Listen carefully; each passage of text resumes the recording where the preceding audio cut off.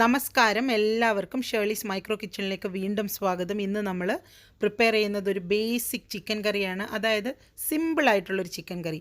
Cooking ഒക്കെ പഠിച്ചു തുടങ്ങുന്ന ആൾക്കാരെല്ലാം സ്റ്റാർട്ട് ചെയ്യുന്നത് ഒരു ചിക്കൻ കറിയിൽ നിന്നാണ്. കുക്കിംഗ് പഠിക്കുന്ന ബാച്ചിലേഴ്സിനൊക്കെ ഇത് പെട്ടെന്ന് തന്നെ അവർക്ക് ഉണ്ടാക്കിയെടുക്കാൻ പറ്റും. പുട്ട്, ചപ്പാത്തി, ഇടിയപ്പം എല്ലാത്തിൻ്റെ കൂടെയും ഇത് കഴിക്കാൻ പറ്റും. ചോറിൻ്റെ കൂടെയും ബെസ്റ്റായിട്ട് പോകുന്ന ഒരു കറിയാണിത്. അപ്പോൾ ഇത് എങ്ങനെയാണ് പ്രിപ്പയർ ചെയ്യുന്നത് നമുക്ക് നോക്കാം. അതിനു മുമ്പ് ആദ്യമായിട്ടാണ് നിങ്ങൾ ഈ ചാനൽ കാണുന്നതെങ്കിൽ ഈ വീഡിയോ കണ്ടതിന് ശേഷം ഉറപ്പായിട്ടും ചാനൽ ഒന്ന് സബ്സ്ക്രൈബ് ചെയ്ത് നിങ്ങൾക്ക് ഇഷ്ടപ്പെട്ടിട്ടുണ്ടെങ്കിൽ ലൈക്കും കമൻസും ഒക്കെ അറിയിക്കാൻ മറക്കരുത്. ഇത് 1 കിലോ ചിക്കൻ ഉപ്പും വിനാഗിരിയൊക്കെ ഒഴിച്ച് നല്ലതുപോലെ കഴുകി വൃത്തിയാക്കി വെച്ചിരിക്കുന്നതാണ്. ഉള്ളിയൊക്കെ അരിയുന്ന സമയം കൊണ്ട് നമുക്കിതൊന്ന് മാരിനേറ്റ് ചെയ്ത് വെക്കാം. ഇത് 1/2 ടീസ്പൂൺ കുരുമുളക് പൊടിയാണ്. ഇനി നമുക്കിതിലേക്ക് ഒരു 1/2 ടീസ്പൂൺ മഞ്ഞൾപ്പൊടിയും കൂടെ എടുക്കാം. പിന്നീട് ഒരു 1/2 ടീസ്പൂൺ ഉപ്പും കൂടെ ചേർത്ത് ഇത് നല്ലതുപോലെ ഒന്ന് മാരിനേറ്റ് ചെയ്ത് മാറ്റി വെക്കാം. ഇനി ചിക്കനിലേക്ക് വേണ്ട മറ്റ് ഇൻഗ്രീഡിയൻസ് എന്തൊക്കെയാണെന്ന് നോക്കാം. ഇത് 4 വലിയ സവാളയാണ്. ഇനി ഇതിലേക്ക് ആവശ്യം ഒരു വലിയ വെളുത്തുള്ളി, അതായത് ഒരു ഫുൾ ബൾബ് ഞാൻ എടുത്തിട്ടുണ്ട്. 2 പച്ചമുളക്, 2 ഇഞ്ച് നീളമുള്ള കുറച്ച് വലിയ ഒരു ഇഞ്ചി കഷ്ണം. കാരണം ഇത് 1 കിലോ ചിക്കൻ ഉള്ളത് കൊണ്ടാണ് ഇത്തിരി ഇഞ്ചിയും വെളുത്തുള്ളിയൊക്കെ കൂടുതലായിട്ട് യൂസ് ചെയ്യുന്നത്. ഇനി നമുക്ക് 3 വലിയ ടൊമാറ്റോ കൂടി എടുത്ത് വെക്കാം. ചിക്കൻ കറി പ്രിപ്പയർ ചെയ്യാൻ തുടങ്ങാം. ഒരു പാൻ എടുത്ത് വെച്ചിട്ട് അതിലേക്ക് ഒരു 2-3 ടേബിൾ സ്പൂൺ വെളിച്ചെണ്ണയോ അല്ലെങ്കിൽ ഏതെങ്കിലും ഓയിലോ ചേർത്ത് കൊടുക്കാം. ഓയിലൊന്ന് ചെറുതായി ചൂടായി വരുമ്പോൾ 1 ടീസ്പൂൺ കടുകിട്ടിട്ട് ഒന്ന് പൊട്ടിച്ചെടുക്കാം. അതിലേക്ക് അരിഞ്ഞു വെച്ചിരിക്കുന്ന സവാള ചേർത്തിട്ട് ഒന്ന് ചെറുതായി വഴറ്റി തുടങ്ങാം. ഉള്ളി പെട്ടെന്ന് വഴന്നു വരാൻ വേണ്ടി നമ്മളിതിലേക്ക് ഒരു 1/2 ടീസ്പൂൺ ഉപ്പും കൂടി ചേർത്ത് കൊടുക്കുകയാണ്. ഈ ഉള്ളി നല്ലതുപോലെ ബ്രൗൺ നിറമാകുന്നത് വരെ തന്നെ വഴറ്റണം, അല്ലെങ്കിൽ ചിക്കൻ കറിക്ക് ഒരു ടേസ്റ്റും ഉണ്ടാവില്ല. അതുകൊണ്ടാണ് ബ്രൗൺ നിറം ആകുന്നത് വരെ നമ്മൾ ക്ഷമയോടെ വഴറ്റി കൊടുത്തേ മതിയാവും. ഇപ്പോൾ ഒരു പകുതി വഴന്നു വന്നിട്ടുണ്ട്. ഇതിലേക്ക് നേരത്തെ എടുത്തു വെച്ചിരുന്ന പച്ചമുളക്, ഇഞ്ചിയും വെളുത്തുള്ളിയും ചതച്ചത് കൂടി ചേർത്തിട്ട് നമുക്ക് വീണ്ടും ഒന്ന് നല്ലതുപോലെ പച്ചമണം മാറുന്നത് വരെ വഴറ്റാം. ഉള്ളി കുറച്ച് ബ്രൗൺ നിറമായി തുടങ്ങിയിട്ടുണ്ട്.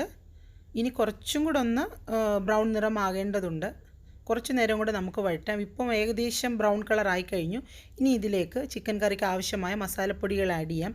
ഇത് മല്ലിപ്പൊടിയാണ്. ഇത് 1 ടേബിൾ സ്പൂണാണ് ഞാനിപ്പോൾ ഇടുന്നത്. ഇനി 1 ടേബിൾ സ്പൂണും കൂടെ നമുക്ക് ആഡ് ചെയ്ത് കൊടുക്കാം. അതായത് ടോട്ടൽ 2 ടേബിൾ സ്പൂൺ മല്ലിപ്പൊടി. ഇനി ഇതിലേക്ക് 2 ടേബിൾ സ്പൂൺ മുളക് പൊടി കൂടി ആഡ് ചെയ്ത് കൊടുക്കാം. അതിനുശേഷം നമ്മൾ ആഡ് ചെയ്യുന്നത് ഒരു 1/4 ടീസ്പൂൺ മഞ്ഞൾപ്പൊടിയാണ്. ഇനി നമുക്കിതിലേക്ക് ഒരു 1/2 ടേബിൾ സ്പൂൺ കുരുമുളക് പൊടി കൂടി ആഡ് ചെയ്ത് കൊടുക്കാം.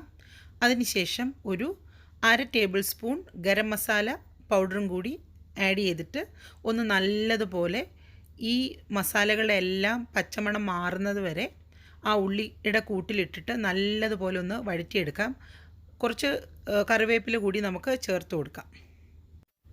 മസാലയുടെ ഒരു നല്ല മൂത്ത മണമൊക്കെ വന്നു കഴിഞ്ഞു. ഇനി ഇതിലേക്ക് അരിഞ്ഞു വെച്ചിരിക്കുന്ന തക്കാളിയാണ് ചേർത്ത് കൊടുക്കേണ്ടത്. തക്കാളി ചേർത്തിട്ട് നല്ലതുപോലെ ഒന്ന് വഴറ്റിയെടുക്കാം. തക്കാളി അങ്ങ് ഫുള്ളങ്ങ് കുക്കായി ചേരേണ്ട കാര്യമില്ല. ഒരു പകുതി ഒന്ന് കുക്കായി കഴിഞ്ഞാൽ മാത്രം മതി.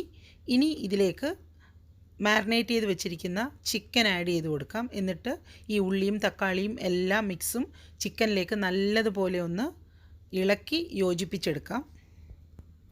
ചിക്കൻ നല്ലതുപോലെ ഉള്ളിയിലൊക്കെ മിക്സായി കഴിഞ്ഞിട്ടുണ്ട്. ഇനി ഇത് ഒരു 2 മിനിറ്റ് ഒരു മീഡിയം ഫ്ലെയിമിലിട്ടിട്ട് അടച്ചു വെച്ചിട്ട് ഒന്ന് കുക്ക് ചെയ്തെടുക്കാം.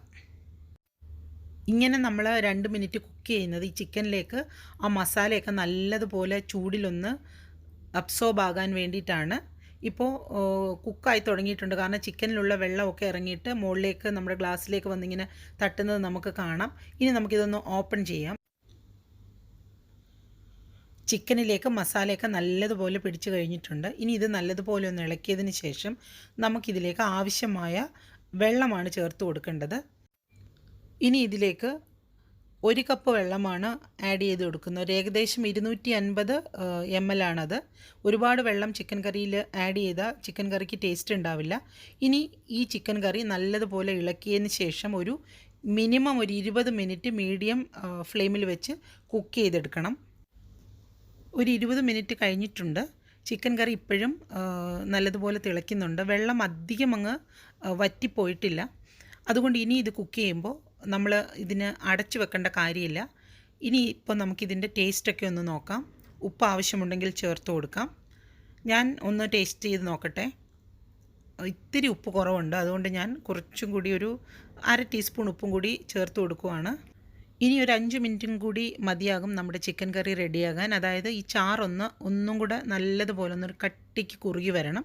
ഒരുപാട് ഹൈ ഫ്ലെയിമിൽ ഇടണ്ട, എന്നാലും ഒരു മീഡിയം ഫ്ലെയിമിൽ തന്നെ ഇട്ടിട്ട് ഒന്ന് ഇടയ്ക്കിടയ്ക്ക് ഒന്ന് ഇളക്കി കൊടുത്താൽ മതി. ചാറ് നല്ലതുപോലെ കുറുകി വന്നോളും. ഇപ്പം ഏകദേശം കുറുകി വന്ന് തുടങ്ങി കഴിഞ്ഞിട്ടുണ്ട്.